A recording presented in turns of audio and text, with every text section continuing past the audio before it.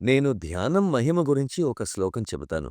భగవద్గీత 2వ అధ్యాయం 66వ శ్లోకం. మీలో ఆసక్తి ఉన్నవారు మూల గ్రంథాన్ని చదివి తెలుసుకోవచ్చు. ఈ శ్లోక సారాంశమేమిటి?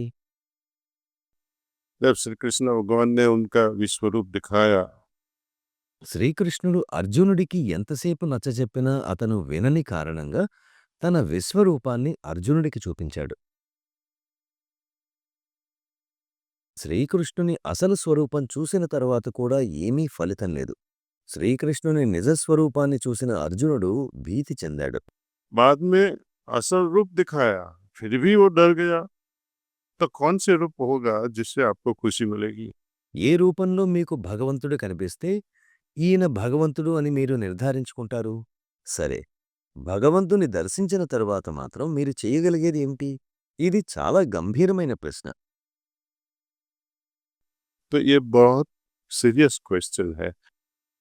तो श्लोक के बारे में बात करते हैं। శ్లోకం గురించి తెలుసుకుందాం. నాకు మీరు మీ విశ్వరూపం చూపించారు, కానీ శ్రీకృష్ణ, రాబోయే తరాల వారు మిమ్ములను ఎలా అనుభూతి చెందగలరు అని అర్జునుడు అడిగిన దానికి హృదయమే పశ్యసి అని శ్రీకృష్ణుడు చాలా చిన్న సమాధానమిచ్చారు. అంటే నన్ను మీ హృదయంలో కనుగొనండి, అనుభూతి చెందండి అని. और आगे वो 266 चैप्टर 266 श्लोक में बताते हैं। తరువాత శ్రీకృష్ణుడు చెప్పినది 2/66 అధ్యాయంలో ఉంది. ప్రతి జీవి సుఖం కోరుకుంటుంది. ఒక్క మానవులు మాత్రమే కాదు, అన్ని జీవాలు సుఖాన్ని కోరుకుంటాయి. నెమలి, కోతి, గాడిదలకు కూడా సుఖశాంతులు కావాలి. और सुख कब मिलेगा? आप रेस्टलेस रहोगे, बेचैन रहोगे तो మీకు మనశ్శాంతి లేనప్పుడు సుఖం ఎక్కడుంటుంది? మీరు కోట్ల విలువ చేసే భవంతిలో ఉన్నా, ఎవరినైనా శాసించగల శక్తి, అధికారం ఉన్నా మీకు మనశ్శాంతి లభించదు.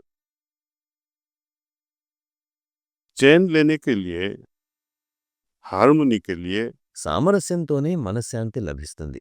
మననం మనసును తృప్తిపరుస్తుంది. మనసు చేసే పనులు రెండు: ఒకటి ఆలోచించడం, రెండు మననం చెయ్యడం. ఈ రెంటికి తేడా ఉంది. వీటి గురించి ఇప్పుడు చెప్పలేను, కానీ శ్రీకృష్ణ భగవానుడు చెప్పిన ఈ వివిధ దశలను చూడండి. सुख चाहिए సుఖం కావాలంటే మానసిక శాంతి కావాలి. మానసిక శాంతి కోసం సామరస్యత కావాలి. మనసు మననంలో మునిగిపోవాలి. అందుకు మనశ్శాంతి అవసరం.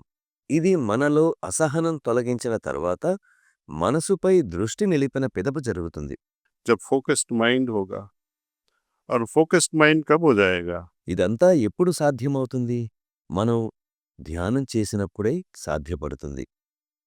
तो सही में जो सुख चाहिए స్వాస్థ్య అని పిలువబడే ఆ అసలైన సుఖం మనకు లభించాలంటే సుఖం, దీన్నే స్వాస్థ్య అని కూడా అంటారు. స్వాస్థ్య అంటే స్వయంగా ఈశ్వరునిపై స్థిరచిత్తం నిలుపుకున్న స్థాయి.